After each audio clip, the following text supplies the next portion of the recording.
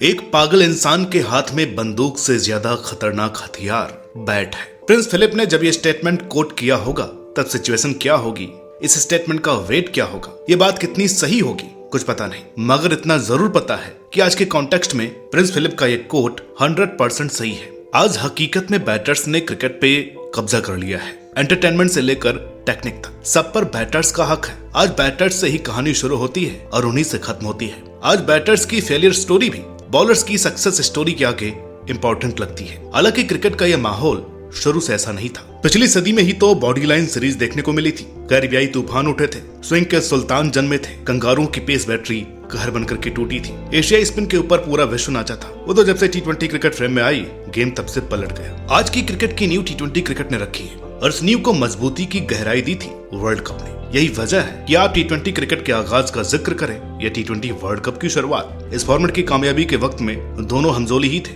अब फिर लगभग 2 साल बाद इस फॉर्मेट का मेला जून के महीने में कैरिबियाई धरती पर लगने वाला है, यानी आज से करीब 2 महीने या कहें 9 हफ्ते बाद। तो जो लोग नारद टीवी को पहले से जानते हैं उन्हें अच्छे से खबर होगी कि नारद टीवी क्रिकेट के त्योहार का जश्न पहले से मनाने में लग जाता है। ये वजह है कि इस बार भी टी20 वर्ल्ड कप के आने से महीनों पहले हम इस जश्न की तैयारी में लग गए हैं। और पिछले साल वनडे वर्ल्ड कप की तरह इस बार भी टी20 वर्ल्ड कप की भी world cup in a glance series लेकर के आपके बीच में हाजिर है। लेकिन इस बार ये सीरीज पूरी तरह से क्रिक माइंड पर रहेगी। तो आने वाले हर मंडे को आप कम से कम 10 मिनट फ्री रहिएगा क्रिक माइंड के लिए, क्योंकि हम इस साल होने वाले टी20 वर्ल्ड कप के 9वें एडिशन के आगाज से पहले सभी बीते टी20 वर्ल्ड कप के एडिशंस को हर मंडे सुबह 10 बजे से चंद मिनटों में दोहराएंगे और जिएंगे उस हर लम्हों को जिसने टी20 क्रिकेट में वो जान फूकी कि जिसके आगे आज सब कुछ फीका नजर आता है। तो चलिए अब बिना बहुत लंबी भूमिका बांधे सीधे 2007 टी20 वर्ल्ड कप की कहानी को टॉप 5 मोमेंट्स या हाइलाइट्स के सांचे में ढाल करके जीना शुरू करते हैं। तो दोस्तों, जब 21वीं सदी के पहले दशक में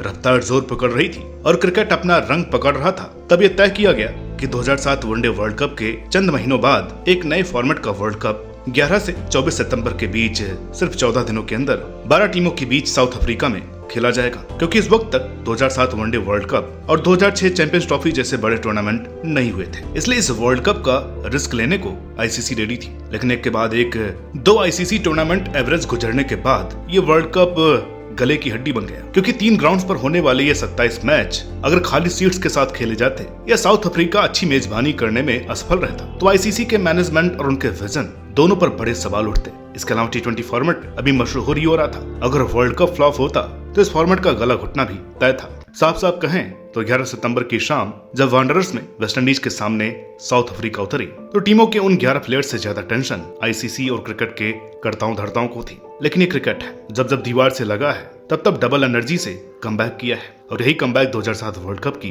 पहली हाईलाइट थी।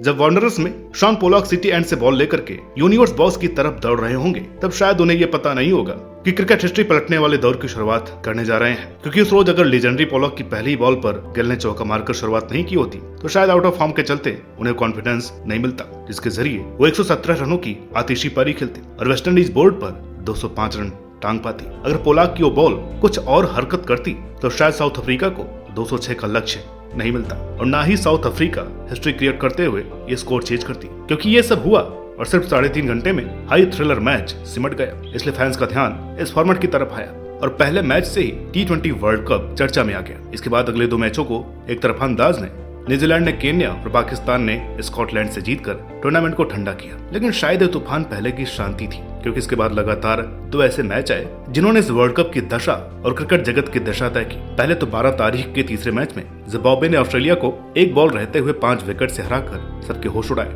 उसके बाद अगले मैच में बांग्लादेश ने वेस्टइंडीज के 164 के जवाब में 12 बॉल्स पहले ही 4 विकेट खो करके 165 रन बनाते हुए खिताब की दावेदार को वर्ल्ड कप से बाहर कर दिया। हालांकि ऑस्ट्रेलिया के साथ ऐसा होने से उनकी आर्क राइवल इंग्लैंड ने बचा लिया, क्योंकि 50 रनों के जिस बड़े मार्जिन से इंग्लैंड ने जिम्बाब्वे को हराया, उसके बाद ऑस्ट्रेलिया को सिर्फ इंग्लैंड पर जीत हासिल करनी थी, जो कि उन्होंने अगले ही दिन यानी 14 सितंबर को 8 विकेट के बड़े अंतर से हासिल की और ग्रुप बी की टॉप टीम के तौर पर अगले राउंड में एंट्री ली। ठीक उस दिन ही श्रीलंका ने केन्या के खिलाफ रिकॉर्ड 260 रन बनाए और अपनी प्रेजेंस दर्ज करवाई। इस तरह सिर्फ 4 दिनों के अंदर ही 1 शतक लगा दिया। एक बड़ी टीम वर्ल्ड कप से बाहर हो गई।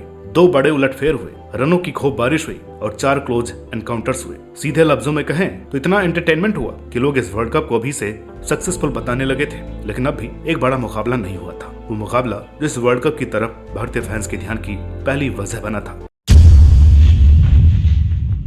स्कॉटलैंड से अपना पहला मैच जीतने के बाद जहां पाकिस्तान का अगले राउंड में जाना तय था, वहीं बारिश के चलते स्कॉटिश टीम पर जीत हासिल करने का मौका गंवाने के बाद पाकिस्तान से बड़ी हार के चलते इंडिया पर वर्ल्ड कप से बाहर होने का खतरा था। इस प्रेशर में जब आसिफ के जादू के सामने 36 रन पर 4 विकेट खोकर इंडिया लड़खड़ा रहा था, तो एक ही साल में 2 वर्ल्ड कप के पहले राउंड से बाहर होने का कलंक इंडियन टीम के दामन पर लगता हुआ दिख रहा था। लेकिन यहीं से शुरुआत हुई बदलाव की, क्योंकि रॉबिन उथप्पा के साथ क्रीज पर मोर्चा संभालने वाला वो प्लेयर आया जो नए प्लेयर्स में सबसे ज्यादा अनुभवी था। वो प्लेयर जिसके कप्तान बनने पर सबने सवाल खड़े किए थे। वो प्लेयर जो सिर्फ अटैक के लिए मशहूर था। जी हाँ, 36-4 के स्कोर पर धोनी आए। उन्होंने वहां से ऐसी कमान संभाली कि मैच का पासा पलट दिया और उसके बाद जो हुआ वो हिस्ट्री थी। साफ साफ कहें तो धोनी की वो 33 रनों की पारी बहुत मशहूर नहीं है, लेकिन उस पारी के बिना इंडियन क्रिकेट का क्या हाल होता ये सोच के भी डर लगता है, क्योंकि धोनी की उस इनिंग के चलते ही उथप्पा ने अपने गेम को बरकरार रखते हुए 50 रन बनाए और इंडिया ने 20 ओवर्स में कुल 141 रन बोर्ड पर टांगे। आज के हिसाब से ये स्कोर काफी छोटा है, लेकिन बदल रहे दौर और लाइट्स में अफ्रीकी पिचों के मिजाज के हिसाब से ये लड़ने लायक टोटल था, जिसे अगरकर, आरपी सिंह, इरफान पठान और भज्जी की किफायती बॉलिंग ने विनिंग टोटल बना दिया। 18वें ओवर में 103 रन पर 6 विकेट खो करके पाकिस्तान मैच से बाहर था, लेकिन यहाँ से मिसबाह ने मोर्चा संभाला और जैसे तैसे करते हुए मैच को आखिरी ओवर तक ले गए। हालांकि वहां से उन्हें मैच जीतना चाहिए था, लेकिन एक्स्ट्रा प्रेशर के चलते मिसबाह ढीले पड़े और पूरे मैच में पिट रहे श्रीसंत ने आखिरी 2 बॉल्स अच्छे से फेंक कर मैच टाई करवा दिया। तब टी20 क्रिकेट में सुपर ओवर का रूल इंट्रोड्यूस नहीं हुआ था। उस दौरान आईसीसी ने टाई मैच में विनर डिसाइड करने के लिए टाई ब्रेकर के तौर पर फुटबॉल की तर्ज पर बॉल आउट का नियम रखा था, जिसे एकदम फिल्मी अंदाज में इंडिया ने पाकिस्तान से जीता और यहाँ से सिलसिला शुरू हुआ एक ख्वाब जैसे सफर का। इस तरह इंडिया ने पाकिस्तान से मैच जीतकर सुपर 8 के लिए क्वालिफाई किया, जिसके बाद अगले बचे 2 मैचों में श्रीलंका और साउथ अफ्रीका की जीतों ने सुपर 8 का फिक्सचर क्लियर कर दिया। ग्रुप स्टेज से सुपर 8 के ग्रुप ई में इंडिया, न्यूजीलैंड, साउथ अफ्रीका और इंग्लैंड ने क्वालिफाई किया, जबकि ग्रुप एफ में ऑस्ट्रेलिया, पाकिस्तान, श्रीलंका और बांग्लादेश ने जगह बनाई। अब यहाँ से हर टीम के पास 3 मैच थे, जिसकी परफॉर्मेंस ही सेमीफाइनल में सीट बुक करती, क्योंकि इंडिया ने अभी पाकिस्तान पर अच्छी जीत हासिल की थी। न्यूजीलैंड वाले मैच में टीम से बेहतर खेल की उम्मीद थी और हुआ भी कुछ ऐसा ही। 190 के जवाब में इंडियन बैटिंग लाइनअप ने अच्छा खेल दिखाया, मगर 10 रन से पीछे रह गए और मैच हार गए। अब यहाँ से 2 मैच जीतना बहुत जरूरी था और इस जज्बे ने ही नींव रखी 2007 टी20 वर्ल्ड कप के तीसरी हाईलाइट की। दोस्तों, ये वो वक्त था जब पाकिस्तान पर जीत के बाद जो फैंस टी20 से वाकिफ हुए थे और न्यूजीलैंड के सामने मिली हार के बाद रूठ रहे थे, क्योंकि अब मैच नॉकआउट था। ऐसे में इंडिया के चांसेस काफी कम थे, लेकिन वो वर्ल्ड कप था ही कमबैक का और उस रात भी कुछ ऐसा ही हुआ। न्यूजीलैंड से हार के बाद इंडिया इंग्लैंड के सामने खेलने उतरा और उतरते ही गौतम वीरू की जोड़ी इंग्लिश बॉलिंग पर टूट पड़ी। दोनों ने मार मार कर इंग्लिश लाइनअप की बकिया उधेड़ दी। फिर जो कसर रह गई थी वह किंग्समीड में उठे युवराज नाम के तूफान ने पूरी कर दी। युवराज ने फ्लिंटॉप से भी लड़ाई का ऐसा बदला लिया कि तारीख आज भी ब्रॉड के साथ हुई बदसलूकी के लिए फ्लिंटॉप को ही जिम्मेदार ठहराती है। उस रोज लगे वो 6 छक्के न सिर्फ इंडिया की जीत का सबब बने, बल्कि इंडिया में क्रिकेट के नए भविष्य उदय की नींव भी बनी। इंग्लैंड पर जीत या कहीं युवराज के 6 छक्कों के साथ इंडिया में टी20 क्रिकेट घर घर दस्तक कर रहा था। अब बस जरूरत थी एक धमक की, और वो धमक अगले दिन साउथ अफ्रीका पर इंडिया के कमाल की जीत से मिली। हालांकि शुरुआत उतनी अच्छी नहीं रही थी, लेकिन रोहित के 50 और धोनी के 45 ने स्कोर इतना जरूर पहुंचाया कि इंडिया 37 रनों की बड़ी जीत हासिल कर पाए। इंडिया की यह जीत इतनी बड़ी थी कि इसने न सिर्फ इंडिया को सेमीफाइनल में पहुंचाया, बल्कि न्यूजीलैंड को भी सेमीफाइनल का टिकट दिलवाया। उधर दूसरी तरफ से ऑस्ट्रेलिया और पाकिस्तान ने शानदार परफॉर्मेंस देते हुए क्वालिफाई किया। खासकर ऑस्ट्रेलिया, जो कि जिम्बाब्वे के बाद अपने असली रंग में लौट चुकी थी। उन्होंने अपने दोनों ही मैच सामने वाली टीमों को रोकते हुए जीते, जिसमें बांग्लादेश के सामने ली हैट्रिक और हेडन के 73 रनों में खौफ बना दिया। यही खौफ लिए वो सेमीफाइनल में इंडिया के सामने थे। उस वर्ल्ड कप की मेरी फेवरेट इनिंग युवराज की इंग्लैंड के सामने हाफ सेंचुरी नहीं थी, बल्कि ऑस्ट्रेलिया के खिलाफ बनाए गए 30 बॉल्स में 70 रन थे। इरफान पठान ने एक कन्वर्सेशन में जब ये स्टेटमेंट दिया था तब मैं बहुत ज्यादा रिलेट नहीं कर पाया था, लेकिन सुकून से उस मैच की हाईलाइट देखने पर यह समझ में आता है इरफान ने ऐसा क्यों बोला था। वर्ल्ड कप का सेमीफाइनल हो, आपकी टीम 8 ओवर में 41 रन पर 2 विकेट खो चुकी हो और सामने ली, क्लार्क, जॉनसन, ब्रेकन से लैस ऑस्ट्रेलियाई पेस बैटरी हो, तब भी एक नौजवान आकर ग्राउंड के चारों तरफ बैट से आतिशबाजी शुरू करते हुए न सिर्फ रन बनाए, बल्कि इतनी तेजी से रन बनाए कि ऑस्ट्रेलिया वाले भी बगले झांकने लगे। तो वाकई कमाल ही है। ये सिर्फ युवराज की ही वजह थी कि इंडिया उस रोज 188 तक पहुंच पाया और 15 रनों के अंतर से जीत पाया, वरना जिस स्टाइल में ऑस्ट्रेलिया टीम ने आगाज किया था उससे इतना साफ था कि युवराज की इनिंग नहीं होती तो शायद पाकिस्तान के साथ फाइनल में इंडिया नहीं होता।